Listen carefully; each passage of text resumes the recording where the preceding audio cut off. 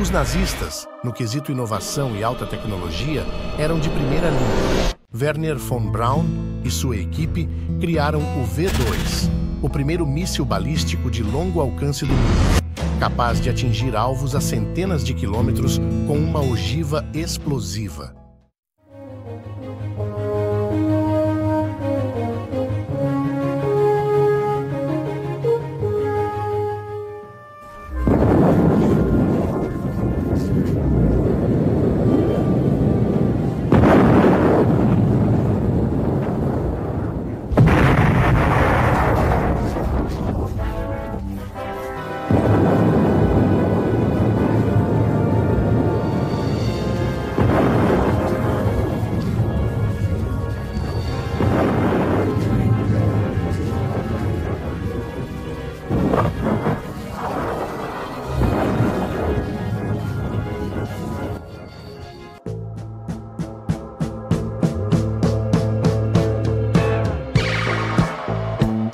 Os Estados Unidos capturaram von Braun e vários outros engenheiros nazistas por meio da Operação Paperclip.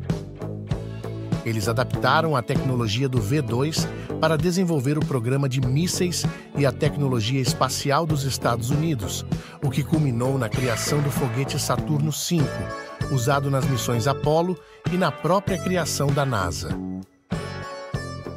A União Soviética também capturou engenheiros alemães e usou o V2 como base para seu próprio programa de mísseis, que mais tarde levou ao desenvolvimento dos foguetes R-7 e ao lançamento do satélite Sputnik.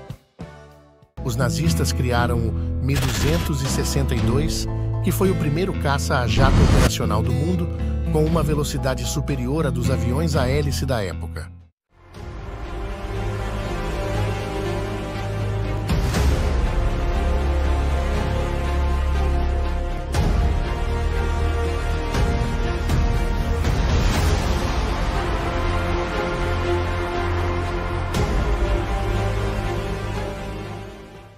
Os americanos, com base no design e na tecnologia do Mi-262, desenvolveram o F-86 Sabre e outros caças a jato.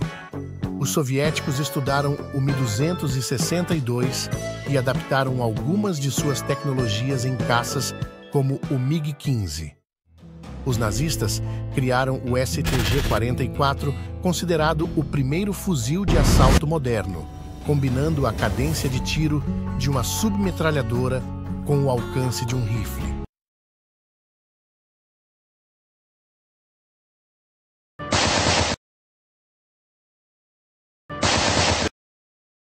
O AK-47, desenvolvido pelo soviético Mikhail Kalashnikov, foi inspirado no conceito do STG-44, especialmente no uso de cartuchos intermediários e na versatilidade para combates de curta e média distância. Os nazistas criaram o submarino tipo 21, o primeiro submarino projetado para operar predominantemente submerso, com baterias e motores muito mais eficientes. Andere Unterseeboote auf dem Wege zur amerikanischen Küste.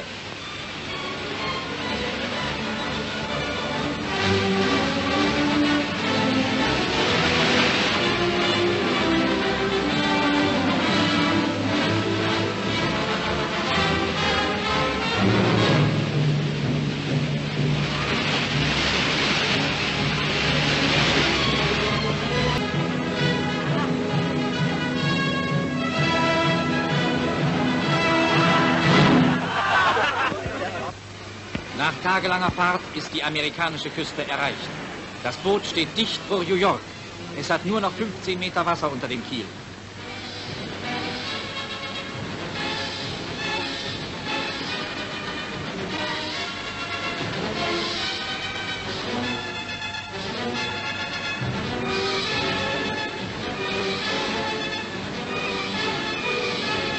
Ein Frachter.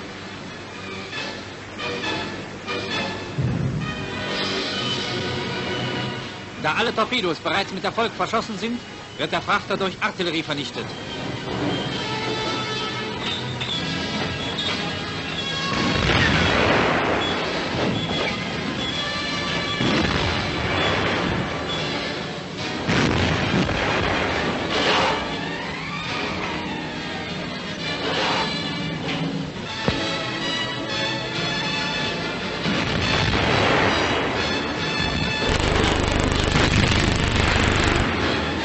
USA sind wieder 4.000 Tonnen Schiffsraum ärmer.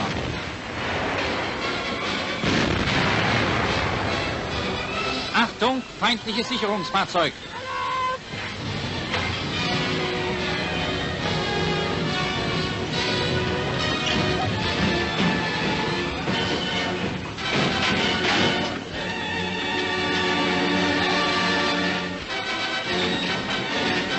Die E-Maschinen werden eingeschaltet.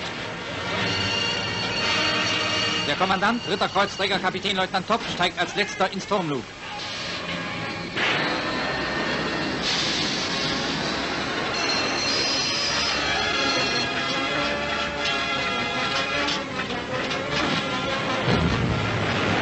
Der Feind greift mit Wasserbomben an.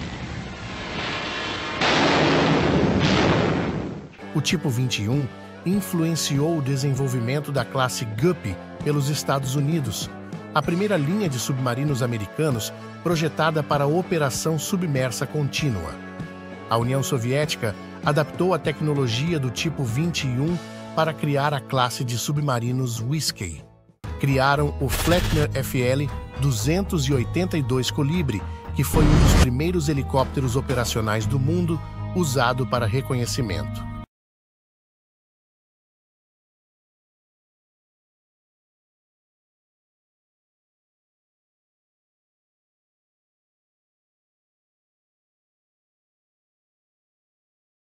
Com todo esse repertório de inovações, por que os nazistas não foram os pioneiros também no desenvolvimento e lançamento da bomba atômica?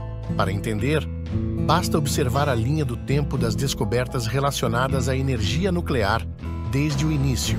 O início das pesquisas nucleares começou em dezembro de 1938 com a descoberta da fissão nuclear, ou divisão do átomo, por Otto Hahn e Fritz Strassmann.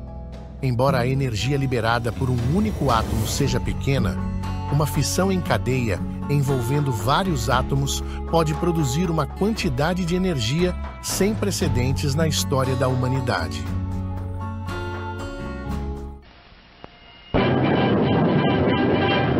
A era atômica nasceu. Não há como negar que desde aquele momento a sombra da bomba atômica paira sobre nossas vidas. Todos os homens de boa vontade esperam sinceramente que um controle realista sobre as armas atômicas possa e será alcançado. Enquanto isso, o bom senso exige que todos nós nos preparemos para qualquer eventualidade. Mas a sabedoria também exige que dediquemos tempo para entender essa força, pois aqui está, de fato, a resposta para um sonho tão antigo quanto a humanidade. Um gigante de poder ilimitado ao comando do homem. E onde a ciência encontrou esse gigante? Não, uma partícula tão infinitamente pequena que são necessários mais de 100 bilhões de átomos para formar a cabeça de um alfinete. Assim como outros milhões e quadrilhões de átomos são os pequenos. Blocos de construção que formam tudo no mundo. Navios, sapatos, lacre, repolhos e reis. Embora ninguém jamais tenha visto um átomo, os cientistas aprenderam muito sobre como eles se comportam e existem teorias amplamente aceitas sobre como eles são. Vamos começar conhecendo uma autoridade no assunto, o Dr. Átomo, agora observando o próprio professor. Podemos ver que sua estrutura se assemelha de muitas maneiras a algo quase tão vasto quanto o átomo é pequeno. O Sistema Solar. E existem certas semelhanças. Este é o núcleo, com elétrons em órbitas ao redor. Mas, enquanto o movimento dos planetas difere ligeiramente do movimento dos elétrons, há outras diferenças também. Espere um momento, obrigado. Agora, o Sistema Solar é mantido unido por forças elétricas. Os elétrons, que são negativos, são atraídos pelos prótons, que são positivos, e vice-versa. Mas aqui, no núcleo, há outras partículas sem carga elétrica, chamadas nêutrons, que também são personagens muito importantes, como veremos. Igualmente importante quando se trata de energia atômica é o que os cientistas chamam de força de ligação do átomo, um tipo de cola cósmica que mantém o núcleo unido. Este, então, é um único átomo, mas certamente nem todos os átomos são iguais. Existem na natureza mais de 90 elementos bóssicos, que é o termo científico para famílias de átomos. Para os cientistas, os átomos de cada família ou elemento são identificados por número, isto é, o número de prótons ou cargas positivas em seu núcleo. Eles variam de hidrogênio com apenas um próton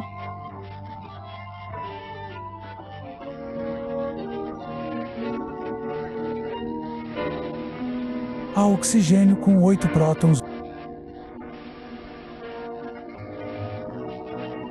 ouro com 79 prótons, até o mais pesado de todos os elementos naturais, o urânio, com 92 prótons. Agora, dentro de cada elemento ou família de átomos, pode haver membros diferentes, cada um com o mesmo número de prótons, mas diferindo no número de nêutrons. A soma dos prótons e nêutrons de um átomo é seu peso atômico. Assim, no urânio natural,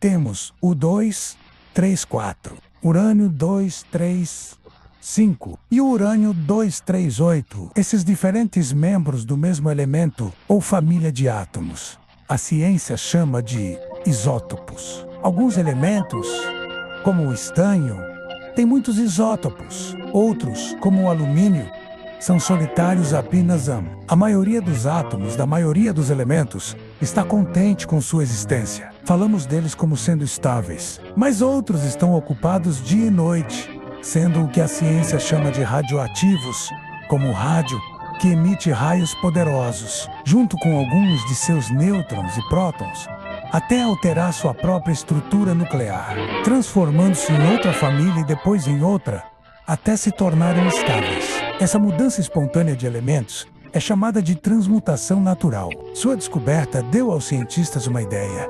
Se um átomo pode mudar sozinho, por que o homem não poderia mudar um átomo, usando como projéteis as próprias partículas que o rádio emitia?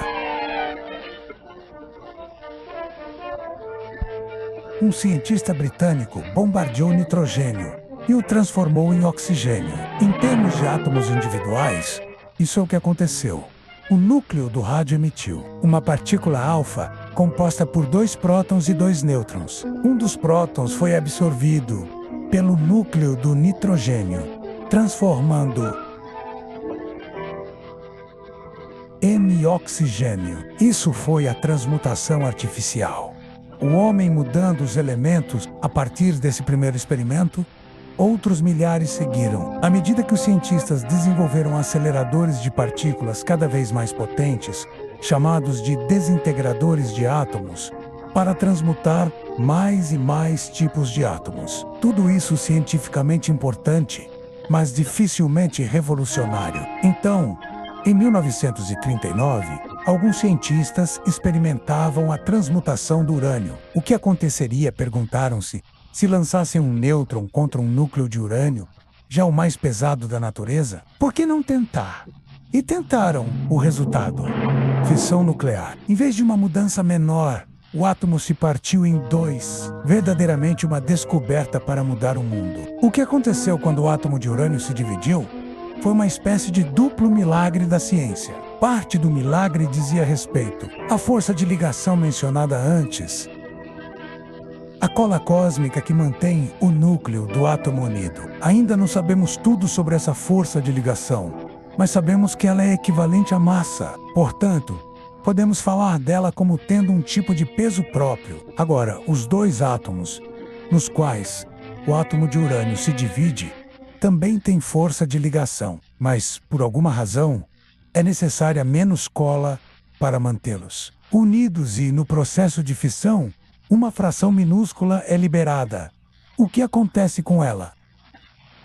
Explode como energia, comprovando a teoria de Einstein de que massa e energia são realmente a mesma coisa. Mas falamos de um duplo milagre. Para entender o segundo, vamos desacelerar essa fissão 1 milhão de vezes. Uma única partícula inicia a reação, dividindo o átomo de urânio. Aqui está a liberação de energia como calor e explosão. Aqui estão os raios poderosos sendo emitidos, semelhantes aos raios X. Mas aqui estão os nêutrons livres sendo lançados com tremenda velocidade e, desde que haja quantidade suficiente de U-235, o que a ciência chama de massa crítica, Esses nêutrons bombardeiam outros átomos de urânio, causando sua divisão e ainda mais divisões. O resultado? Uma reação em cadeia. Mais de 1 milhão de bilhões de átomos explodindo em 2 segundos.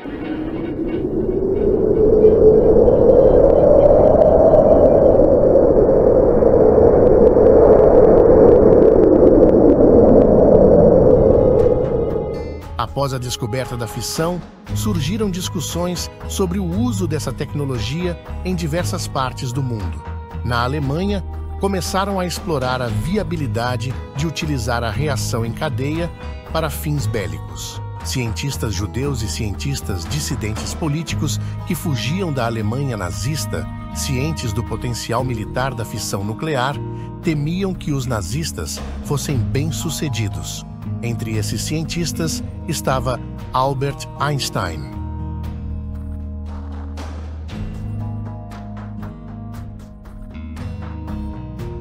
Agosto de 1939.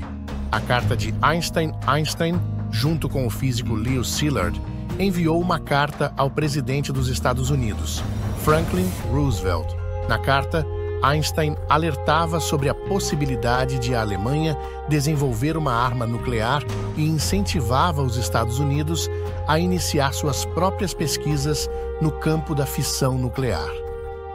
Ele explicou que pode se tornar possível estabelecer uma reação em cadeia nuclear em uma grande massa de urânio, pela qual grandes quantidades de energia e grandes quantidades de novos elementos semelhantes a rádium serão gerados. Os Estados Unidos estavam em uma corrida para desenvolver uma bomba nuclear, acreditando que quem tivesse a bomba primeiro venceria a guerra. Setembro de 1939. O Clube do Urânio. A Alemanha formalizou seu programa nuclear com o Clube do Urânio, liderado por Werner Heisenberg.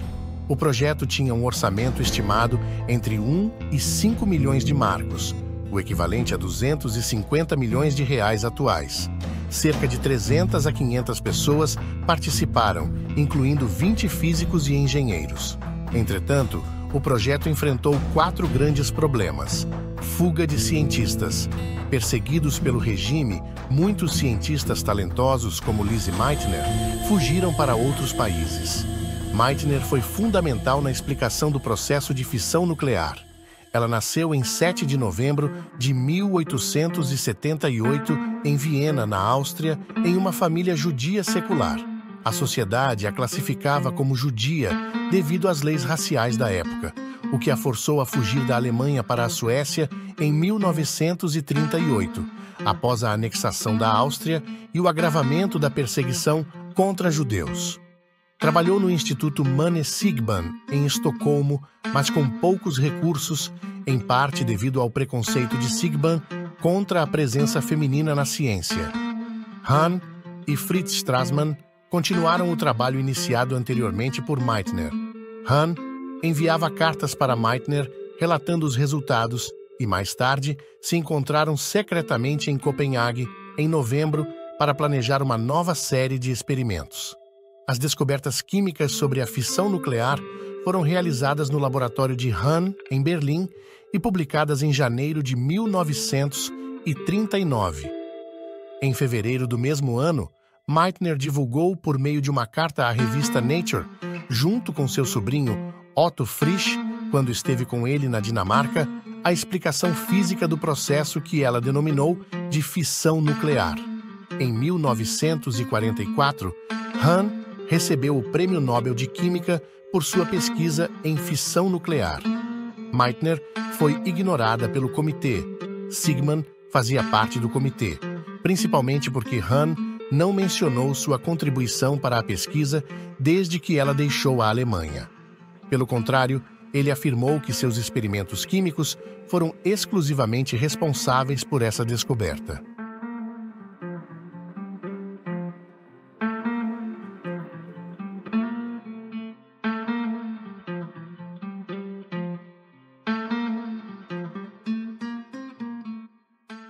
O segundo problema foi a decisão equivocada de usar água pesada. Heisenberg escolheu água pesada como moderador da fissão nuclear em vez de grafite. Isso tornou a Alemanha dependente de uma planta na Noruega ocupada, que foi alvo de ataques aliados. Temendo que os nazistas usassem a água pesada para um projeto nuclear, as forças aliadas elaboraram um plano de ataque contra a usina Norsk Hydro, em Vemork. Um pequeno grupo de noruegueses treinados na Grã-Bretanha realizou um ataque ousado. Eles foram lançados de paraquedas e, após dias enfrentando temperaturas extremas e patrulhas alemãs, chegaram à usina. Penetraram na instalação de forma furtiva, plantaram explosivos na sala de produção de água pesada e destruíram equipamentos essenciais sem causar baixas civis. Após o ataque, eles escaparam para a Suécia.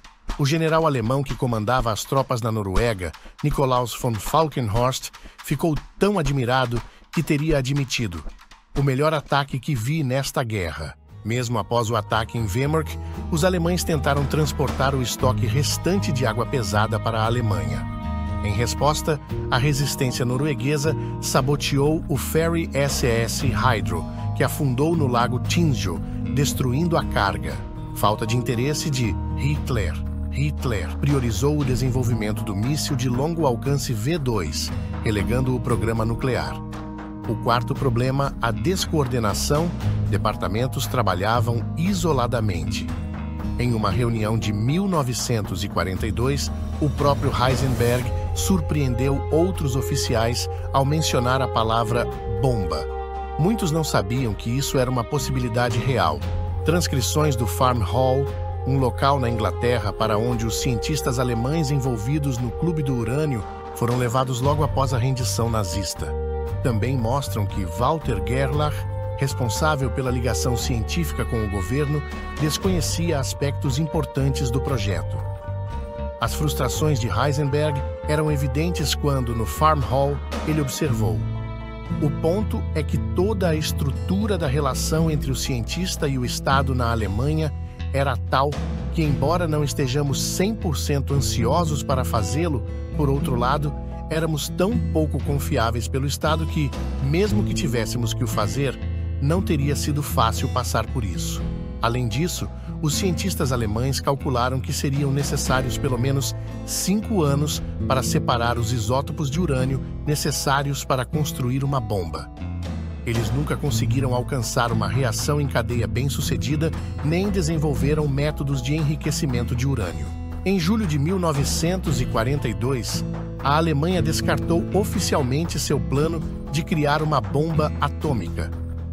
O foco mudou para a construção de um reator nuclear, mas os esforços não produziram resultados significativos.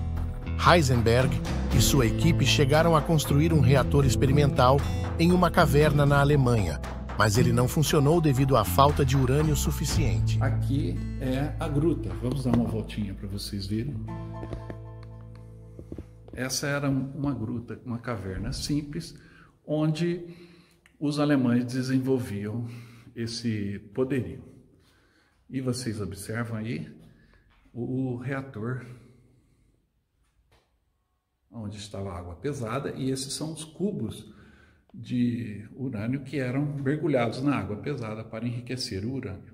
Isso são simulacros. Do urânio original que estava aqui, só restaram estes 2 pedaços, né? Esses 2 cubos de urânio, que são parte do reator original. Quando os americanos estavam se aproximando, os alemães retiraram os cubos de urânio e enterraram numa floresta aqui de Haigerloch. Mas os americanos descobriram, pegaram esse urânio e hoje ninguém sabe onde está, mas com certeza levaram para os Estados Unidos, né? Mas eles eram próximos. Os cientistas agora acreditam que se os reatores tivessem contido 50% a mais de urânio, Heisenberg poderia ter criado o primeiro reator nuclear.